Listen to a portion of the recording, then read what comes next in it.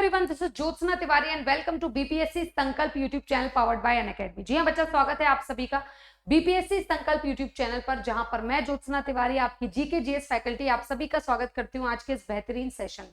तो सारे के सारे बच्चे एक बार जल्दी से सेशन को ज्वाइन कर लीजिए और ज्यादा से ज्यादा अपने दोस्त, कलीग, रिलेटिव, रिश्तेदार, नातेदार भाई जो कोई भी है सभी के साथ इस सेशन को शेयर कर दीजिए, क्योंकि जितने ज्यादा लोग होंगे उतना ही बेहतरीन, उतना ही जबरदस्त ये सेशन आप सभी के लिए बनने वाला है। तो बिल्कुल बच्चा याद रखना कि जितने ज्यादा लोग होंगे उतना ही बेहतरीन ये सेशन होगा।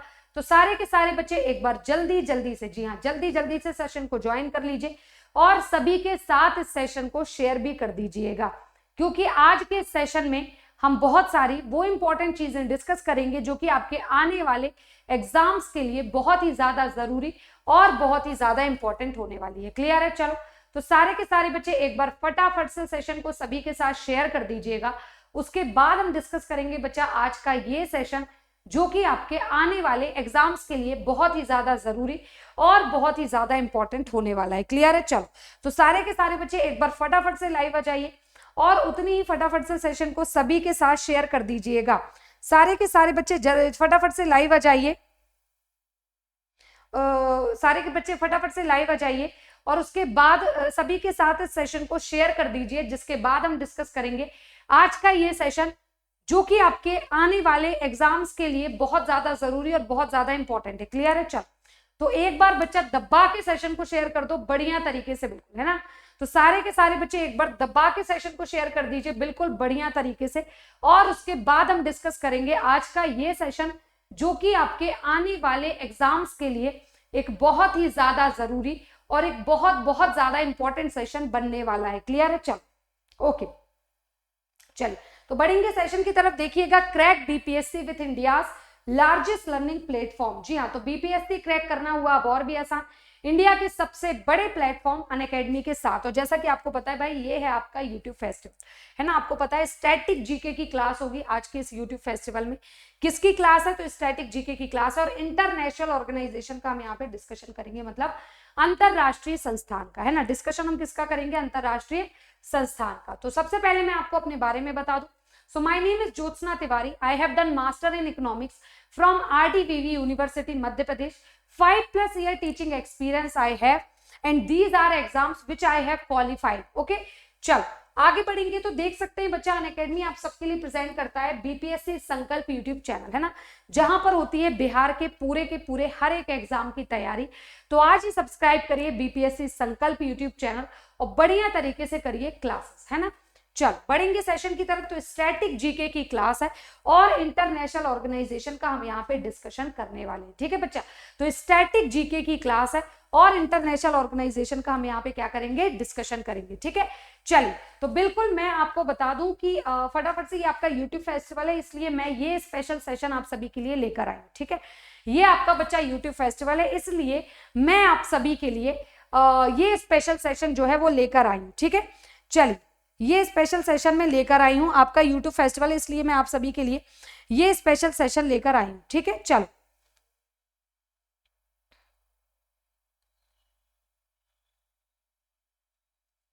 ठीक है, क्लियर है सभी को? सभी को सारी चीजें क्लियर है? अगर क्लियर है तो बताओ, जल्दी से बताओ। चलिए, सभी को सारी चीजें क्लियर है तो जल्दी से बताइए। क्लियर है? चल, तो बात करते हैं। तो सबसे पहला ऑर्गेनाइजेशन जो कि आपकी स्क्रीन पे है, दैट इज यूनाइटेड नेशन, मतलब यूनाइटेड नेशन, है ना? सबसे पहला ऑर्गेनाइजेशन जो कि आपकी स्क्रीन पे है दैट इज यूनाइटेड नेशन, मतलब कि क्या कहेंगे आप? संयुक्त राष्ट्र। क्या कहेंगे? संयुक्त राष्ट्र। तो देखो, आपने बच्चा यूनाइटेड नेशन का नाम तो खैर सुना ही होगा, संयुक्त राष्ट्र आपको अच्छी तरह से पता होगा। एक जब तालिबानों ने कब्जा किया था अफगानिस्तान पे, उस टाइम पर एक मीम आया था, आपको याद होगा, है ना? जब तालिबानों ने कब्जा किया था अफगानिस्तान पर, उस टाइम पे एक मीम आया था जिसमें एक तालिबान जो था उसकी फोटो थी, किसकी? संयुक्त राष्ट्र का वो बना हुआ था लोगो, उसके बाजू में उसने बंदूक लेके फोटो खिंचवाई थी, है ना? कहीं ना कहीं ये वाली चीज थी, ये वाला सीन था। क्लियर है सबको सारी चीजें? तो इसी तरह से ये जो है आपका संयुक्त राष्ट्र, ये क्या होता है, कैसे काम करता है? देखो, मतलब ये देखो, इसका मतलब ये था कि जो संयुक्त राष्ट्र है आपका, वो बेसिकली शांति के लिए काम करता है कि पूरे विश्व में शांति बनी रहे, है ना? और उसके बाद कितनी अशांति थी अफगानिस्तान में उस टाइम पर, आपको पता ही है, वो खैर आज भी कहीं ना कहीं है वो चीजें। तो इसका रीजन वही था कि उसने जो फोटो डाली थी वही थी। इसका मतलब यही होता है कि संयुक्त राष्ट्र जो है वो शांति का प्रतीक है ना, शांति के लिए वो काम करता है संयुक्त राष्ट्र, है ना। किसका प्रतीक है बच्चा? तो वो शांति का प्रतीक है। संयुक्त राष्ट्र जो है आपका वो किसका प्रतीक है? शांति का प्रतीक है। क्लियर है सभी को? चल अब मैं उसकी अगर आपको डिटेल दूं, डिटेल में आपको बताऊं कि क्या है, कैसा है संयुक्त राष्ट्र, शांति का प्रतीक है, कैसी क्या चीजें हैं, तो सुनना ध्यान से। देखो एक्चुअली क्या हुआ था, पहले प्रथम विश्व युद्ध हुआ, सबसे पहले फर्स्ट वर्ल्ड वॉर हुआ, उसके बाद सेकेंड वर्ल्ड वॉर हुआ। तो देखना हमेशा एक चीज जिंदगी में याद रखना कि जो विश्व युद्ध ये वर्ल्ड वॉर होते हैं ना, ये वर्ल्ड वॉर जो है ये किसी एक देश के लिए नहीं होते हैं, ठीक है। ये वर्ल्ड वॉर जो है ये किसी एक देश के लिए नहीं होते हैं, ठीक है। एक चीज बिल्कुल अपने दिमाग में इसको फिट रखना बढ़िया तरीके से, है ना, बढ़िया तरीके से फिट रखना कि वर्ल्ड वॉर जो है वो होते तो दो देशों के बीच में है, बट उससे प्रभावित पूरा विश्व होता है। वर्ल्ड वॉर होते दो देशों के बीच में है, बट उससे पूरा का पूरा विश्व प्रभावित होता है। कौन प्रभावित होता है? तो पूरा का पूरा विश्व उससे कहीं ज्यादा प्रभावित हो जाता है, मतलब बहुत ज्यादा इम्पैक्ट पड़ता है। जैसे मान लो इंडिया पाकिस्तान के बीच में युद्ध हो रहा है, एक एग्जांपल लेते हैं। मान लो इंडिया पाकिस्तान के बीच में युद्ध है, तो कुछ देश जो है वो पाकिस्तान के सपोर्ट में आएंगे, कुछ देश हैं जो इंडिया के सपोर्ट में आएंगे, है ना। तो कुछ देश पाकिस्तान के सपोर्ट में होंगे, कुछ इंडिया के। तो मतलब जो पाकिस्तान के सपोर्ट में जो देश आएंगे, अब उस देश की आर्मी जो भी है, सैन्य बल, वो सारा आएगा, पैसे खर्च होंगे उस देश के किस चीज में, उन देशों के पैसे खर्च होंगे किस चीज में, हथियारों को खरीदने में। इंडिया के सपोर्ट में जितनी कंट्री है उनका सैन्य बल आएगा, उनके लोग आएंगे, ठीक है, युद्ध लड़ने, उनके बहुत सारे पैसे खर्च होंगे। तो कहने का मतलब यही था कि युद्ध होता तो दो देशों के बीच में है, बट उससे पूरा विश्व प्रभावित होता है, क्योंकि कुछ एक के सपोर्ट में रखते, कुछ एक के सपोर्ट में, इस तरह से पूरा विश्व उसमें इन्वॉल्व हो जाता है ना, पूरा का पूरा वर्ल्ड जो है वो उसमें इन्वॉल्व हो जाता है। कहने का मतलब ये है, ठीक है। तो ये होता है आपका तो ऐसी समस्याएं। अब इससे क्या हुआ, इसके लॉसेस क्या क्या होते हैं? देश में भूखमरी आ गई, गरीबी आ गई, बेरोजगारी आ गई। तो इन सारी समस्याओं से देश जो महामारी आ जाती है, देश इन ऐसी कई समस्याओं से जूझने लगता है, ठीक है। तो ऐसा ना हो, और फिर पता है देश को उन चीजों से उबरने में कई साल लग जाते हैं, कई साल।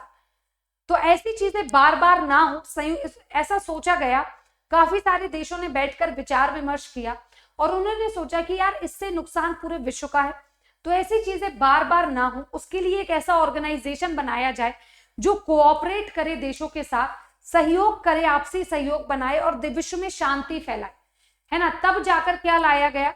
तब जाकर लाया गया संयुक्त राष्ट्र, मतलब कि यूनाइटेड नेशन। तब शुरुआत हुई, तब बना यूनाइटेड नेशन, संयुक्त राष्ट्र। क्लियर है सभी को? तो चलिए देखो क्या लिखा है सभी को क्या लिखा है? लिखा है संयुक्त राष्ट्र एक अंतरराष्ट्रीय संगठन है। संयुक्त राष्ट्र क्या है? एक सेकेंड रुकना। हाँ, तो संयुक्त राष्ट्र क्या है बच्चा? तो संयुक्त राष्ट्र एक अंतरराष्ट्रीय संगठन है जो 1945 में अपने सदस्य राज्यों के बीच राजनैतिक और आर्थिक सहयोग बढ़ाने, किसके लिए बनाया गया है? तो राजनैतिक और आर्थिक सहयोग को आपसी सामंजस्य से बढ़ाने के लिए बनाया गया है। अंतरराष्ट्रीय कानूनों के लिए बनाया गया है, इंटरनेशनल स्तर पे कानून बनाए गए हैं कि कोई देश किसी सीमा का अपना उल्लंघन ना करे, अपनी लिमिट से क्रॉस ना हो। सुरक्षा, मानव अधिकार प्रवर्तन, ऐसी समस्याओं के निवारण के लिए संयुक्त राष्ट्र मतलब कि को बनाया गया है ना। ऐसी समस्याओं के निवारण के लिए किसको बनाया गया है? संयुक्त राष्ट्र को बनाकर तैयार किया गया है, ठीक है। आगे मैं बात करूं तो इसमें कुल कितने 193 सदस्य देश हैं। कितने सदस्य देश हैं बच्चा इसमें? तो टोटल 193 सदस्य देश है, मतलब मेंबर कंट्री। ऑलमोस्ट पूरा देश ही इसका, पूरा विश्व ही इसका मेंबर है कहा जाए तो। आगे मैं बात करूं तो 2 स्थायी पर्यवेक्षक शामिल है जो मतदान तो नहीं कर सकते। इसका मुख्यालय न्यूयॉर्क शहर में। देखो ये जो 193 सदस्य होते हैं, इसमें 2 स्थायी पर्यवेक्षक होते हैं। क्या? ध्यान से सुनना। जो 93 सदस्य होते हैं ना, उसमें जो 193 सदस्य उनमें 2 स्थायी पर्यवेक्षक होते हैं। जैसे मान लो क्या हुआ था, पुलवामा अटैक हुआ था, उसके बाद इंडिया ने इंटरनेशनल कोर्ट में ये मुद्दा उठाया कि संयुक्त राष्ट्र में भी ये मुद्दा उठाया था कि भाई पाकिस्तान को एक टेररिज्म कंट्री घोषित कर दो, ऐसा इंडिया ने कहा। तो कुछ लोग पाकिस्तान के सपोर्ट में आए, कुछ लोग उसके अगेंस्ट आए, है ना। तो जो ये 2 परमानेंट मेंबर होते हैं, ये बैठकर उनकी बातों को सुनते हैं, ये क्या कह रहा है, ये क्या कह रहा है, और ऑब्जर्व करते हैं उसको। और क्या करते हैं उसके बाद फिर वो सोचते हैं, फिर उसका निवारण ढूंढते हैं कि इसकी समस्या का हल क्या निकाला जाए। ठीक है, वो वोट नहीं कर सकते। आप बोलेंगे मैम वोट कैसा, तो वोट ऐसा कि मान लो जैसे इंडिया ने बोला कि पाकिस्तान को एक टेररिज्म कंट्री घोषित करो भाई, तो कुछ लोगों ने वोटिंग की पाकिस्तान के सपोर्ट में कि हाँ, इंडिया के सपोर्ट में कि हाँ हाँ घोषित करो। कुछ लोगों ने अगेंस्ट इंडिया के वोटिंग की कि नहीं नहीं नहीं घोषित करो। तो ये जो इसको कहते हैं वोटिंग सिस्टम, ये जो वोटिंग सिस्टम होता है उस पर वोट नहीं करते ये दो परमानेंट ऑब्जर्वर, लेकिन प्रॉब्लम को शांति से बैठकर सुनते हैं और फिर उसका समस्या का समाधान निकालते हैं। ये बेसिकली इनका काम होता है। ठीक है, तो क्लियर है यहां तक सबको सारी चीजें। तो बेसिकली संयुक्त राष्ट्र करता क्या है ये आपको क्लियर हो गया होगा, उम्मीद है मुझे अभी तक, है ना बच्चा। तो बेसिकली संयुक्त राष्ट्र क्या करता है ये आपको यहां पर क्लियर हो गया होगा। अगर क्लियर हो गया है तो जल्दी से बोलो कि यस मैम ऑल क्लियर, फिर मैं आगे बढ़ूंगी और हम कुछ और चीजों का डिस्कशन करेंगे। अगर बच्चा आपको क्लियर है, एक सेकेंड, तो जल्दी से बोलिए कि यस मैम ऑल क्लियर, मुझे सारी चीजें क्लियर है। उसके बाद मैं आगे बढ़ूंगी और कुछ और इंपॉर्टेंट चीजों का हम यहाँ पे डिस्कशन करेंगे। क्लियर है, चलो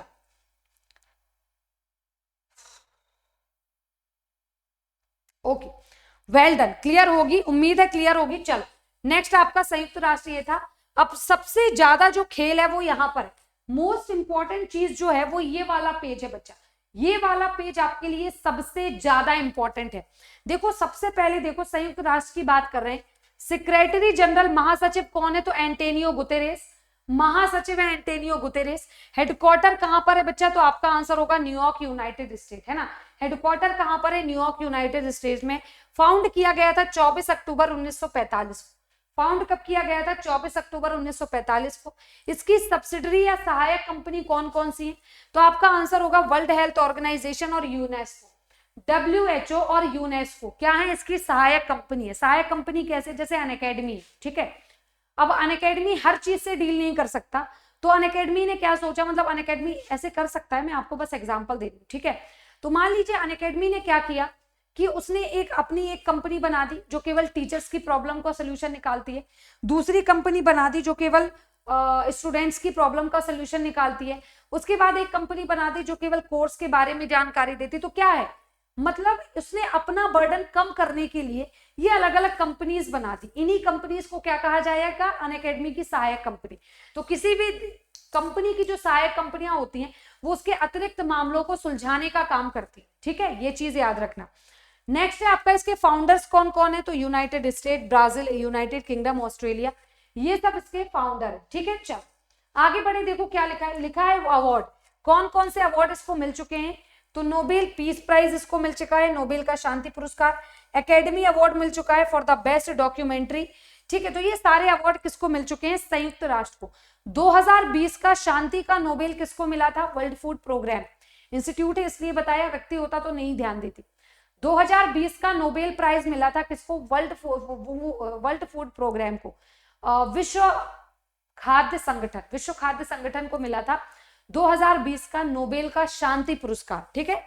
ये हमेशा जनरली यूजुअली क्या होता है कि जो इंस्टीट्यूशंस होते हैं उनको यही मिलता है, पीस प्राइज ही मिलता है इंस्टीट्यूशंस को। यूजुअली यही होता है कि इंस्टीट्यूशंस को क्या मिलता है, पीस प्राइज ही मिलता है इंस्टीट्यूशन को। क्लियर है सबको सारी चीजें,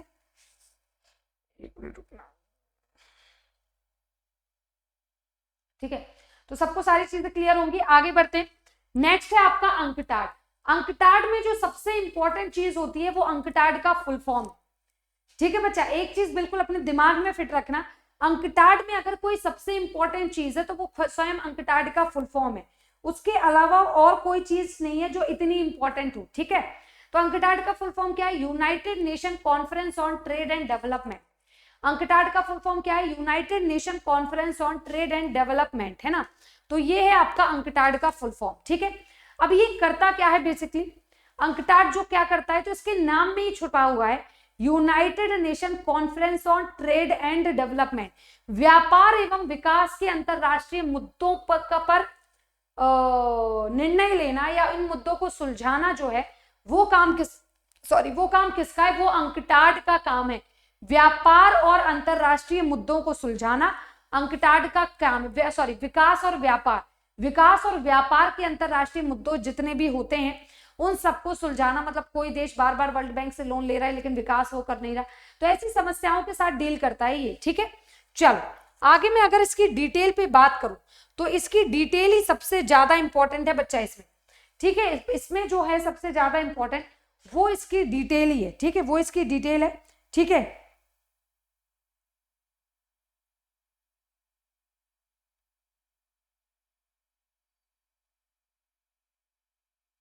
क्लियर है सभी को? सभी को सारी चीजें क्लियर है? अगर क्लियर है तो जल्दी से बोलो कि yes ma'am all clear, yes ma'am all clear. अगर सबको सारी चीजें क्लियर हैं, चलो तो देखा आपने। एक सेकंड मुझे आपको कुछ बताना है, 1 मिनट रुकना।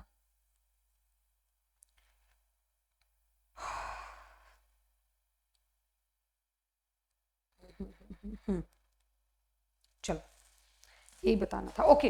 अगर मैं बात करूं तो अंकटाड की हेड ये नहीं है, अंकटाड के घादा फतेही वैली इसके हेड नहीं है, बल्कि कौन है? रेबेका ग्रैंस्पेन, रेबेका ग्रैंस्पेन, ग्रैंस्पेन है ना। तो अंकटाड की जो हेड है, प्रमुख है, वो है रेबेका ग्रैंस्पेन।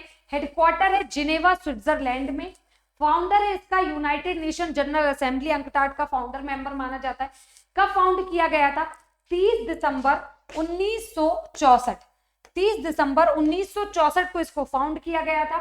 इसका पेरेंट ऑर्गेनाइजेशन या मूल संगठन जिस सब ने मिलकर इसे बनाया है यूनाइटेड, और जहां पर ये अपनी रिपोर्ट्स वगैरह देता है वो है यूनाइटेड नेशन जनरल असेंबली, संयुक्त राष्ट्र महासभा, और यूनाइटेड नेशन सेक्रेटरीट, संयुक्त राष्ट्र सचिवालय। ये दो इसके प्रमुख मुख्य एजेंसी हैं, मूल संगठन, जिनके साथ ये मिलकर काम करता है। तो मुझे ये बताओ यहां तक सबको सब कुछ क्लियर या किसी को कोई डाउट? यहां तक सबको सब कुछ क्लियर या किसी को कोई डाउट है तो बता दो, नहीं है तो वो भी बता दो।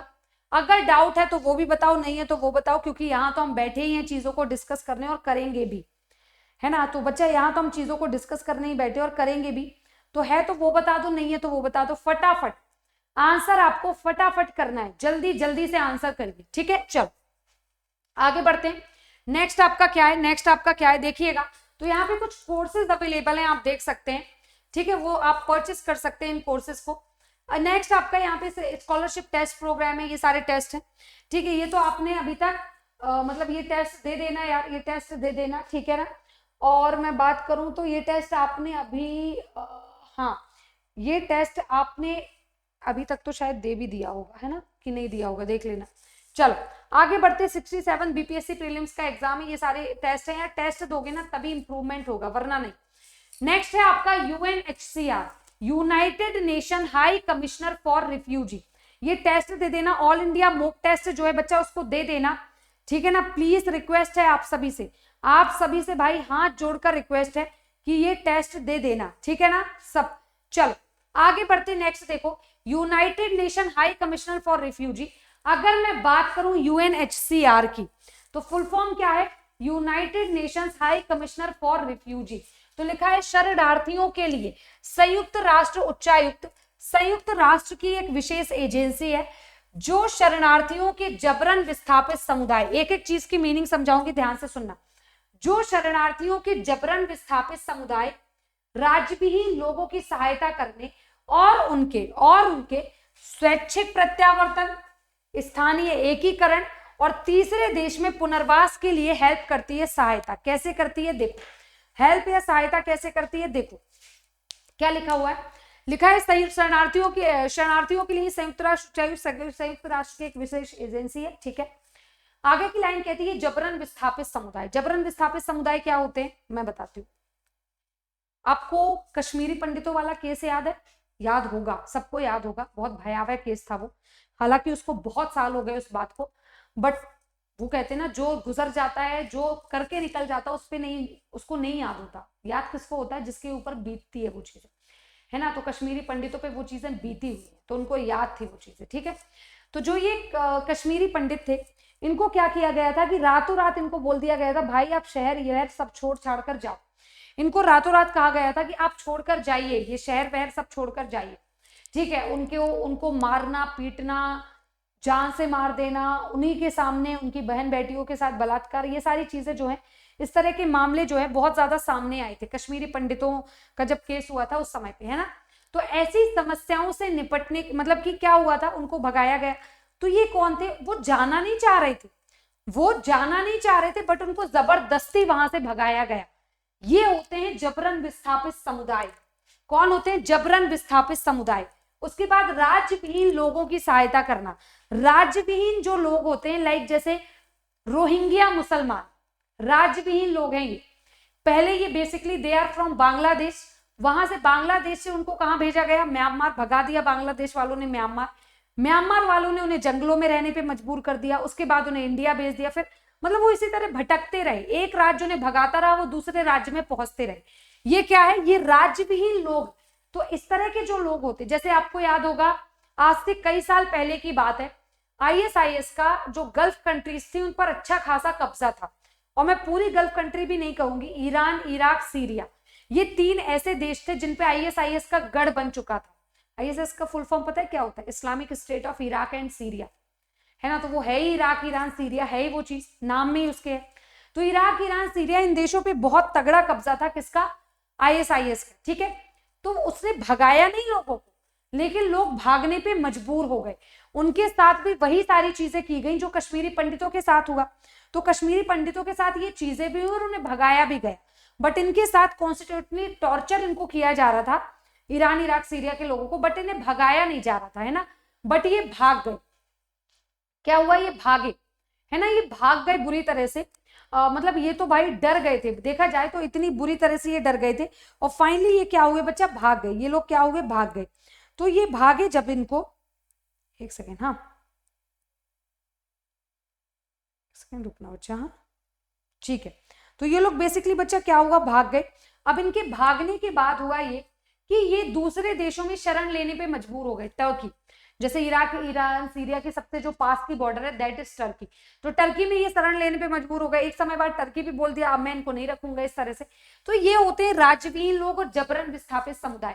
तो ऐसे लोगों को जो यूएनएचसीआर है वो ऐसे लोगों का स्वैच्छिक प्रत्यावर्तन करती है, ठीक है। ये विश्व स्तर पर ये एक वैश्विक समस्या है।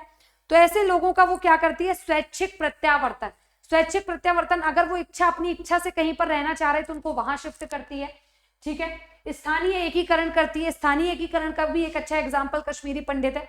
अगर आप में से किसी ने एक शिकारा मूवी है, एक उसको नहीं देखा तो देखना, ठीक है। वो पूरी कश्मीरी पंडितों पे बेस्ड मूवी है, शिकारा मूवी।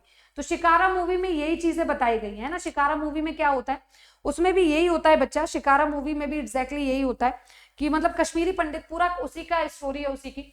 तो ना उनको जम्मू का एक एरिया दिया जाता है, बहुत बड़ा एरिया, जहां पर वो क्या करते हैं कि अपना एक समूह बना लेते हैं, मतलब छोटे छोटे सबके टेंट होते हैं और पूरा जीवन उनका टेंट में ही गुजरा है, बहुत सारे लोगों का।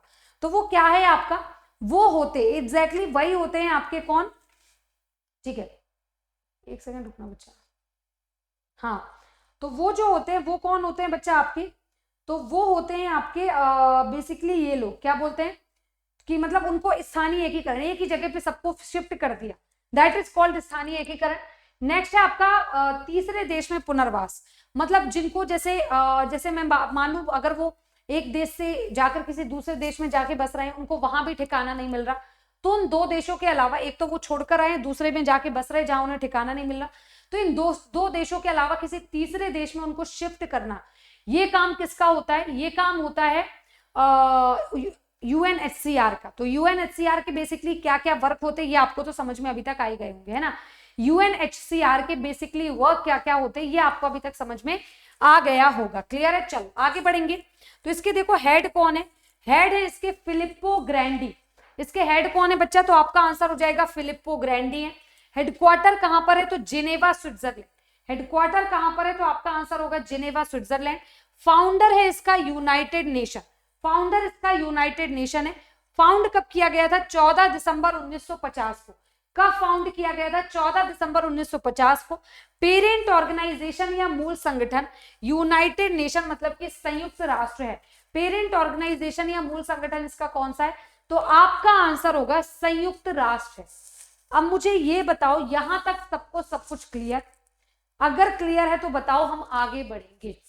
अगर यहां तक सबको सब कुछ क्लियर तो बोलो यस मैम ऑल क्लियर। मैं आगे बढ़ूंगी और फिर हम दूसरी चीजों का डिस्कशन करेंगे, ठीक है। यहां पर सबको सब कुछ क्लियर है तो बताओ, आगे बढ़ेंगे और दूसरी चीजों का हम यहाँ पे डिस्कशन करेंगे। क्लियर है सबको सारी चीजें? अगर सबको सारी चीजें क्लियर है तो फटाफट से बताइए यस मैम ऑल क्लियर। चलो देख लो बच्चे, जल्दी जल्दी से बता दीजिए।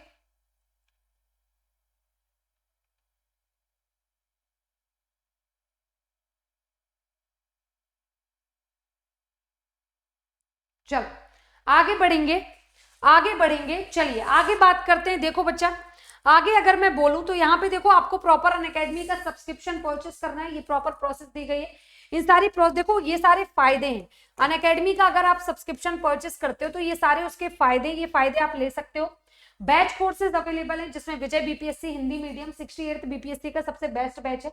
इस बैच को परचेस कर सकते हो और JY10 कोड का यूज आप कर सकते हैं। ठीक है, ये टेस्ट वगैरह देख लो भाई। चलो बीपीएससी 67 संकल्प बैच है आप सबके लिए, है ना। बीपीएससी 67 का संकल्प बैच है, टेस्ट जरूर देना, बार बार कह रही हूँ।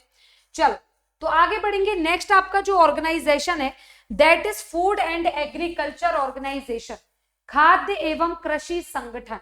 नेक्स्ट आपका ऑर्गेनाइजेशन है फूड एंड एग्रीकल्चर ऑर्गेनाइजेशन, खाद्य एवं कृषि संगठन। क्लियर है सबको सारी चीजें? चलिए क्लियर है, आगे बढ़े।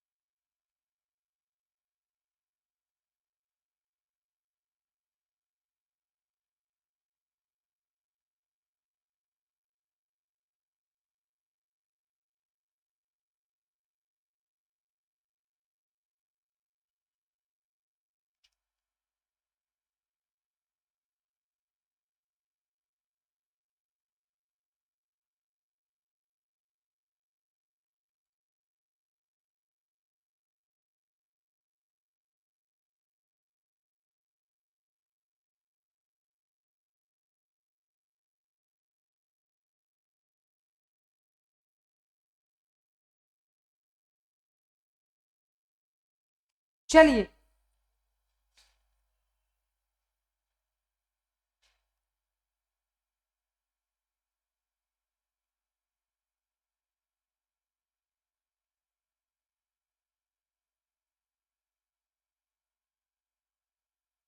चलिए एनीवेज चलो आगे बढ़ेंगे। चलिए आगे बढ़ेंगे तो देखते हैं और क्या कुछ इंपॉर्टेंट है इसमें। देखो आपका जो फूड एंड एग्रीकल्चर ऑर्गेनाइजेशन है क्या है, कुछ है देखिएगा। तो देखिएगा यहाँ पर ये सारी चीजें फूड एंड एग्रीकल्चर ऑर्गेनाइजेशन, यहाँ पे एक आपको ताबड़तोड़ ट्रिक बताने वाली हूं मैं, लेकिन अभी नहीं, इसको डिस्कस कर लूं, इसके बाद जो पेज आएगा उसमें आपको एक ताबड़तोड़ ट्रिक बताने वाली हूं, दिमाग में बैठा लो। क्या है लिखा है, संयुक्त राष्ट्र का खाद्य और कृषि संगठन। कौन सा संयुक्त राष्ट्र का खाद्य और कृषि संगठन? संयुक्त राष्ट्र की एक विशेष एजेंसी है। क्या है? तो संयुक्त राष्ट्र की एक विशेष एजेंसी है जो भूख को हराने, क्योंकि भूखमरी एक बहुत बड़ी समस्या है पूरे विश्व स्तर पर, है ना। भूखमरी एक बहुत बड़ी समस्या है पूरे विश्व स्तर पर। तो ये भूख को हराने और पोषण और खाद्य सुरक्षा में सुधार करने के लिए अंतरराष्ट्रीय प्रयासों का नेतृत्व करती है। क्या करती है? तो अंतरराष्ट्रीय प्रयासों का नेतृत्व करती है और अपने सदस्य देशों को कृषि, वानिकी और मत्स्य पालन प्रथाओं में सुधार लाने में मदद करने का काम है इसका। ठीक है, मतलब अर्थव्यवस्था को बेहतर बनाना, क्योंकि देखो किसी भी देश की अर्थव्यवस्था का एग्रीकल्चर उसमें एक बहुत बड़ा रोल प्ले करता है।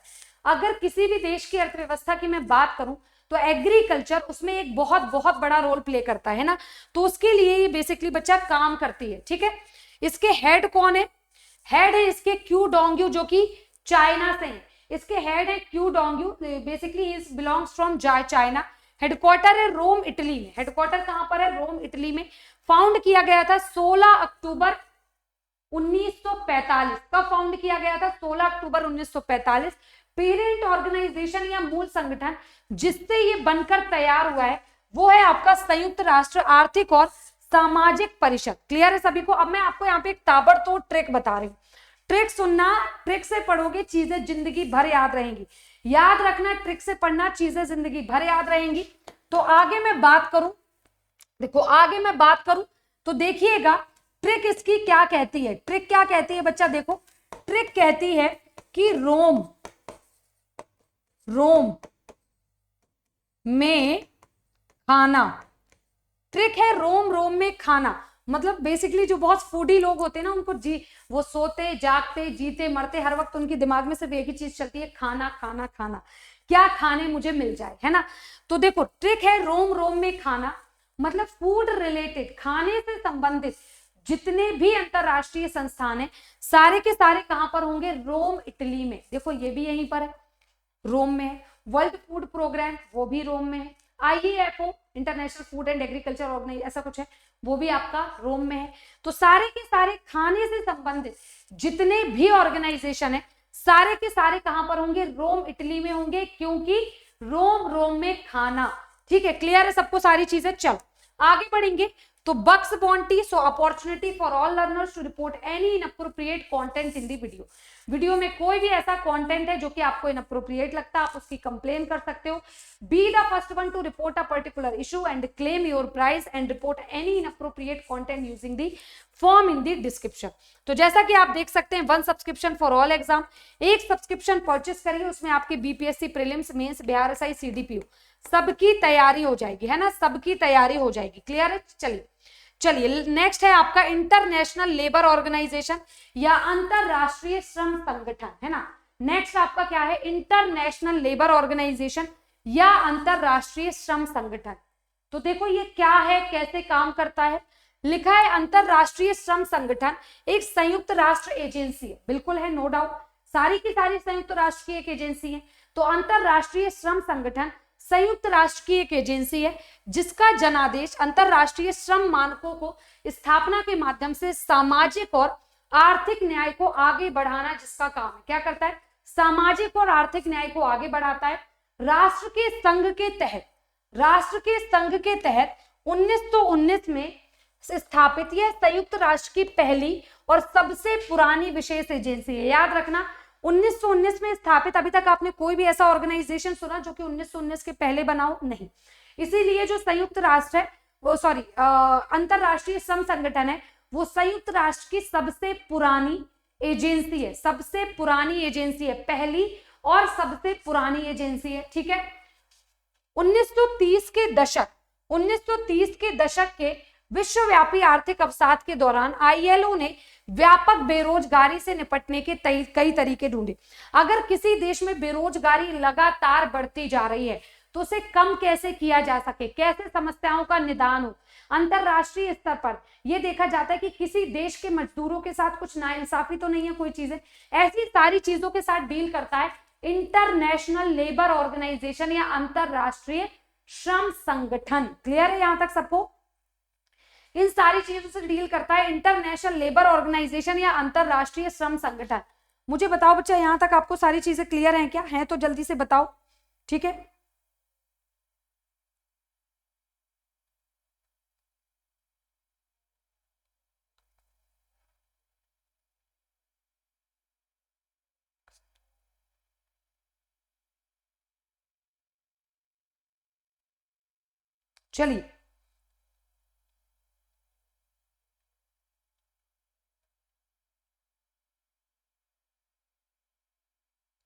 चलिए क्लियर है सबको सारी चीजें? सबको सारी चीजें क्लियर हैं? ठीक है। अंतरराष्ट्रीय श्रम संगठन एक संयुक्त राष्ट्र की एजेंसी है। ठीक है, ये सारे काम है, सारी चीजें। अब देखो पूरा की पूरी जो कहानी है वो यहाँ है, आपके पेपर में जो कहानियां आती है वो यहाँ से आती है, इन पेजेस से। तो लिखा है हेड इसके कौन है, गाय राइडर, इसके हेड है गाय राइडर। हेडक्वार्टर कहां पर है, तो जिनेवा स्विट्जरलैंड में हेडक्वार्टर है, जिनेवा स्विट्जरलैंड। फाउंड कब किया गया था, 11 अप्रैल 1919 को, 11 अप्रैल 1919 को इसको फाउंड किया गया था। पेरेंट ऑर्गेनाइजेशन या मूल संगठन इसका कौन सा है, तो संयुक्त राष्ट्र महासभा, संयुक्त राष्ट्र आर्थिक और सामाजिक परिषद, ये सारे इसके क्या है, मूल संगठन है, ये सारे इसके क्या है, मूल संगठन है। ठीक है, तो चलिए इसी के साथ, हाँ चलो क्लियर है यहां तक सबको सारी चीजें? पहले तो मुझे ये बता दो सबको सारी चीजें यहां तक क्लियर है यार?